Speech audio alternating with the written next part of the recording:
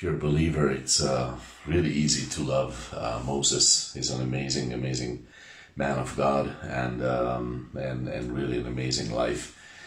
And when we look at the end of his life in Deuteronomy, it is, there are some hard things said here. So this is chapter 3 of Deuteronomy, and Moses is pleading with the Lord that the Lord would let him enter into the next chapter of Israel's story, that he could be going with them into the promised land. And God says, enough, speak to me no more of this matter. This is 3:26. So the Lord is saying, no, you will not go into the promised land. I have made up my mind about that. I told you, and I'm not changing it. Moses hadn't had a talk with him about it, and he could, and he was allowed to do that. God wasn't angry that he brought it up, but God wasn't going to change his mind about it. So God said, enough of this. This is enough. We're not talking about this anymore. So this is a hard saying, of course. And then God says, verse 27, and it kind of feels, maybe it feels like God is kind of just rubbing it in. It's not what's happening here, but it could feel like that maybe. Go up to the top of Pisgah and lift up your eye to the west and north and south and east, and see it with your eyes, for you shall not cross over this Jordan. So in a way you could say, or you could think that gosh, like this is like we are like God, why are you doing this to Moses? Like he won't be able to enter. Why are you doing this to him then? But we would be misunderstanding if we thought like that. And the reason we would be misunderstanding is that Moses is kind of how to say it right. He is sort of wrapped into the purpose of God for Israel. He has given himself over to the Lord and said, Lord, I am yours. Use me for this purpose. Use me for the sake of Israel. Use me, and I'm giving in this is my life. My life is your plan for Israel, and that's how I'm going to live.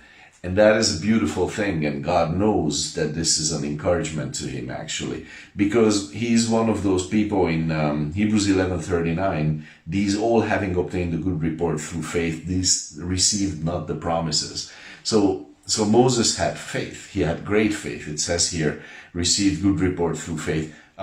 He is one of our examples in faith, but he could not go into the promised land. Is that because he had no faith? No, that's not true. That would be wrong. It was just not God's will for him. And so he doesn't go in, but God knows how to encourage his heart. And it's interesting because if he were a naturally thinking believer, if he were someone, then he would be looking at himself and saying, well, I cannot go in there. Why are you showing this to me?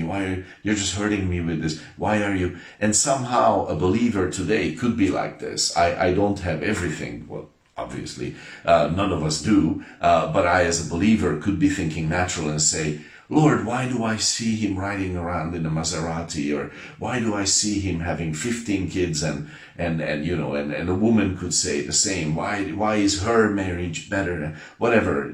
Why is her house nicer? Envy and all this. So if I am looking at myself, then I look at those things and I say, oh, why are you letting me see this, Lord? But look at this. Moses, God is encouraging him this way. He's saying, look around. You will not go in, but I let you see it, and I let you be encouraged in that. I have a great purpose for Israel, and I'm going to accomplish it. No question about it. And Moses does take it that way. Hebrews 11:13 says, these all died in faith, not having received the promises, but having them seen afar off, and were persuaded of them, and embraced them, and confessed that they were strangers and pilgrims on the earth.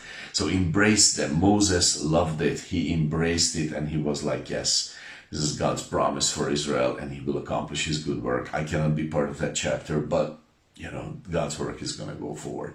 And see, this, as believers, this is a different kind of look. If you give your heart and you say, okay, I'm wrapped up in the will of God, and this happens through prayer, this happens through, a lot of things. I'm not going to go into that. This is just a short thought for the morning. But when you do that, then you look around And it's not envy anymore. It's a different story. You can say, okay, the purpose of God is going on, and that is not the purpose of God for me, and that is not but God has promises for me, and I love those promises, and those are my life. My life is actually awesome this way. So God bless you with that thought.